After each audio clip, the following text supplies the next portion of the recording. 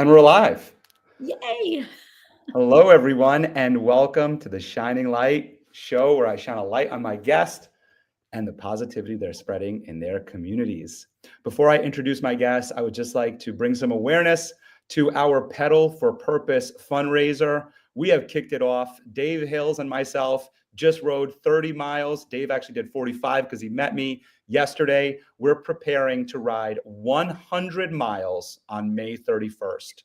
Just go to joinpedalforpurpose.com to learn more on how you can donate, sponsor, or even ride the 100 miles with us. And if you're not ready for the 100 miles, that's okay. You can still ride the 100 miles or whatever you choose to ride at home, on your Peloton, on your stationary bike. It's all good. Today, I have a wonderful guest. She is Emmy nominated. We only have stars on the Shining Light. Let me tell you, she's got the trophy in the background. It is so cool. I want to introduce you, the owner, founder, and CEO of Memorable Results Media, Michelle Rupp. Welcome to the show, Michelle. Hi, Michael. Thank you so much. It's great to be here. It's always so cool to have somebody from media on my show because, I'm trying to break through in the media space.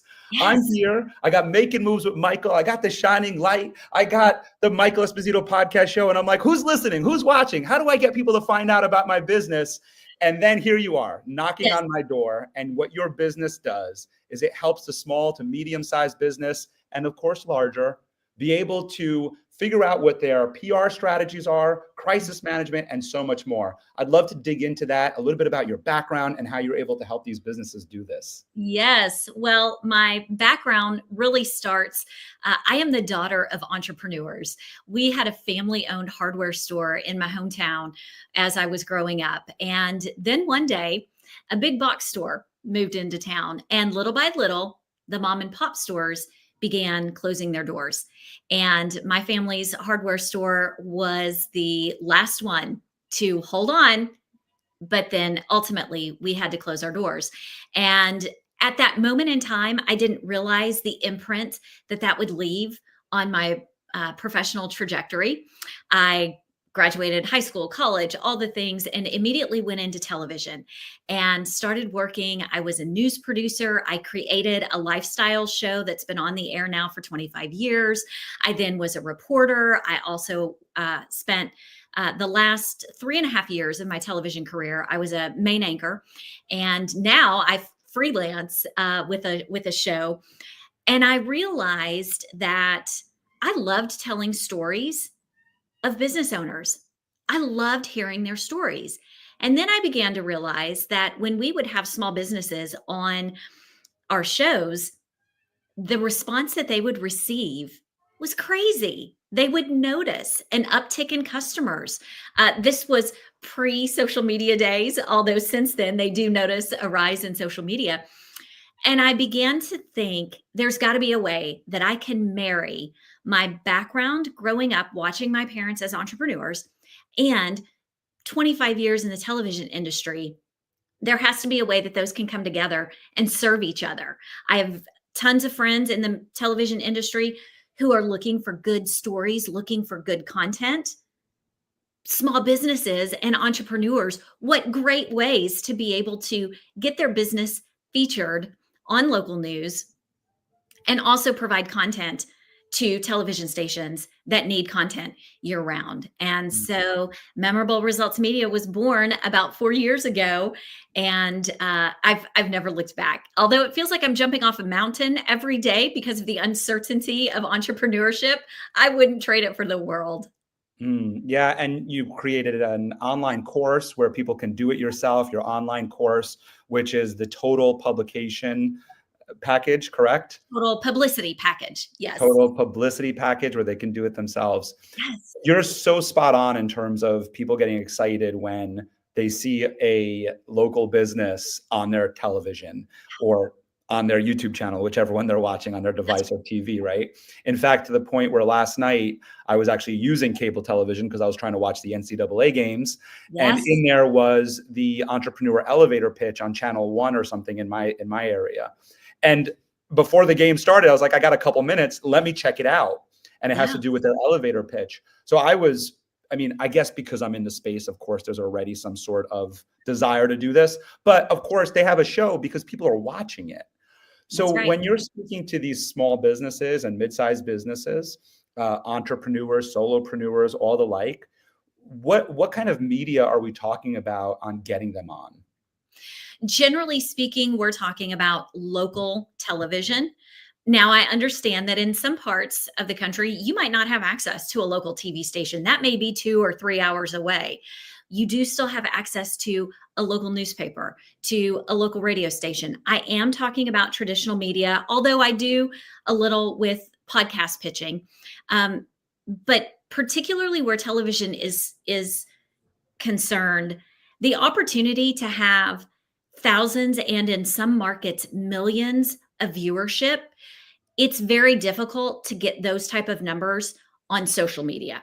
Mhm. You can, and you can combine them. I was talking with a client the other day. They have done, I call it a media tour, but they've done several television stations in their area promoting a race, a 10K race. That race has now sold out. That race doesn't run until I got a the big event I'm trying to sell out. well, let's go. Let's get Yes, started. yes. So using that as an example, how would you go about then, to let's kind of workshop this a little bit for everybody. How would you go about working with a client who is trying to, I have this big mission right now, 100 miles, we're raising money for non-for-profit for God and Children of Haiti. How would you go about working with a client like me and getting us on some television shows? So I'd start with your story. And if what is that? Is that a compelling story as to why you got into cycling? Or is the compelling story the mission work for the children of Haiti that you're doing? Like what is that compelling story? And that's where I would start with first. Mhm. Once we've identified that story, then I would begin thinking about how can we make it relevant to the viewer? Okay, we don't just want you coming on to promote your event, but is there something that you can do where cycling is concerned that someone who is not a cyclist would learn something from you about how fun it is, or the Mhm. endorphins, or the high, or something that you didn't know about cycling that now you do, that you wish someone would have told you way back when? And then I would take those two elements and begin to reach out to different audiences, different stations around the country where I'd have contacts, and do a little one-on-one with them and say, I've got, what would you think about this story for your audience, for your 9 o'clock show or your 10 o'clock show? As you matter of fact, my friend Michael, he's actually going to bring his bike and another bike. Would your host hop on the bike?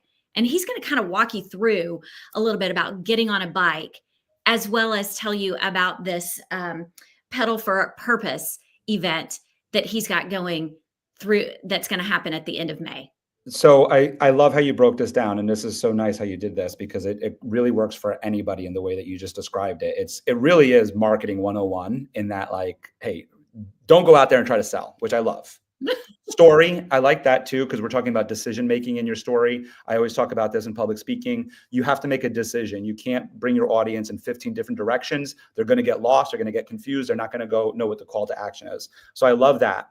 I think the big part now that we get into the value of working with you that I'm recognizing here is that you have the contacts. We don't have to do it. And so a little bit for everybody watching and listening right now, I've learned about this before. So this isn't the first time I've heard about media training, and I've tried to do it on my own and I've failed successfully. And the reason why is because it's challenging. There's a bunch of different websites, which I'm sure you can share with everybody, that are free to get on. You could find all the different PR companies that are looking for, and you could submit applications for. And that's the challenge, is that we're entrepreneurs, we're business owners, and we're working towards something. And this is admin work and time that takes away from what we're working towards. So I That's can tell you firsthand, I know the amount of time that goes behind that. So I want to jump back to you now, in that you have the contacts. You said something to me that I was like, whoa, wait a second. You said, I reach out to.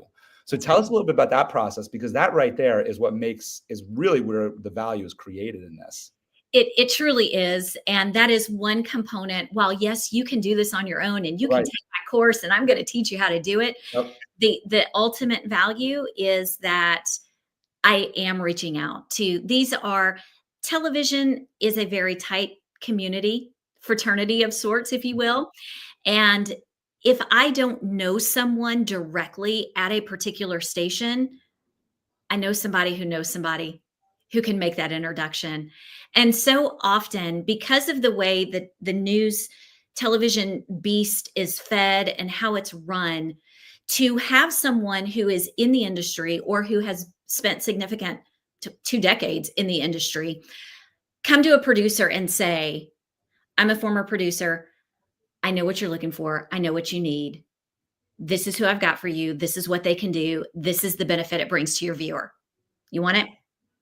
Yeah, and the other thing I'll add to everything you just said, which I think is exactly why we're talking today, is when we're talking about your experience of 25 years in the industry, Emmy nominated, Emmy Award winner, not just not nominated, but Emmy Award winner. This goes to credibility. So for everybody watching and listening, whenever you're talking about your resume, it has to do the reason why you're talking about your resume is to add credibility to what you're doing and what you're selling. And that's exactly right. And for you is like, there's the 25 years, there's the entrepreneurs of your parents, combining that exactly what you said, it all comes together right here. And then what that leads to is just like why anybody hires a keynoter is you've vetted them and they're trustworthy. Right. And the last part there, which you just said too, is that you've coached them. Because what you were telling me when you were talking about storytelling and deciding on that and relevant and how we would do the outreach, you're coaching them throughout this process. So as you said to me earlier on before jumping on here, that's part of the service that you offer is that one-to-one coaching, that one-to-one media training, so that when you go to the producer, they know, wait a second, if Michelle brought this person, we don't have to worry about anything. They're ready to go on air. That's right. I had a colleague 2 weeks ago. I'd put together an event for a client, and I knew the cameraman who showed up. And I said, "Hey, thanks for coming. I'm so glad you're here." And he said, "Are you kidding me? When I knew this was one of your events, I was like, oh, awesome! I get lunch today. Michelle is great about getting us in and getting us out." And I can I'll actually have time to run through and grab a burger or something. He was like, I'll cover your stuff anytime. And I thought, thank you. You're right. I do know how to get you in and get you out and get you on with the rest of your day, because that's how news works. Mm-hmm. We don't have a lot of time to sit here and play. It's nope. We're here. We're doing business. Here are your interviews. Go on to your next story. Yeah, we see that. It's very cut. And what you're speaking to is also having that organization of being able to get your client in and out the door. And I mean, back to the entrepreneur and everybody watching right now, business owners, is time. Is we don't have time to fuss on set and figure out like, is this the right lighting or the camera angle or any. We need to know that before we go in, because that's going to cut the time and then the editing time and all the rest. So huge asset. I think, what you offer is really invaluable. If I could afford your services, I'll take you up on it. We'll talk after. We'll talk after for sure. I want to thank you so much for coming on. Michelle, it's always inspiring to have someone like yourself coming from an entrepreneurial background, working in a setting for so long, and then creating your own version of it all to be able to help others. It's why I created The Shining Light, because people like you are spreading positivity in our communities. And so that being said, I always like to pass the mic back to you, share any thoughts that are coming through your minds as the final word today. Oh, thank you. Well, and thank you for the opportunity to serve your community and your audience. And I would encourage those business owners who maybe are wanting to know, what else can I do in an environment where it seems as though the algorithm may be changing as the wind blows? Give another look to your local media. Give another look to your traditional media. There are so many elements that you will walk away with after securing just that one spot. And the beautiful part about it is once you secure one spot, it then makes it easier to secure future spots. And so this could all be part of your entire marketing and publicity strategy. And it's not something to overlook, even though I know the shiny new toy is everything digital. Don't forget about local media, because there's still so much value that you can glean from it. Absolutely. And in addition to that, you could always, as you said earlier on, combine it with your social media methodology. 100%. So it all works together. So I think it's just a really beautiful one. Just to remind everybody, all of Michelle's links will be in the comments, so we'll put them all there. But just visit memorableresultsmedia.com in order to learn more, connect with her. It's the easiest way to connect. Of course, it's Michelle Rupp on LinkedIn, and you can connect with her there. I want to thank you so much for coming on the show today. It's always great to have somebody in the media who could teach us how to get ourselves seen and out there. Thank you, everybody, for watching. This has been The Shining Light. If you want to learn more about Pedal for Purpose, just go to joinpedalforpurpose.com and we'll see you there. Thanks, everybody, for watching. Stay happy and stay healthy, and we'll see you soon. Bye, everyone.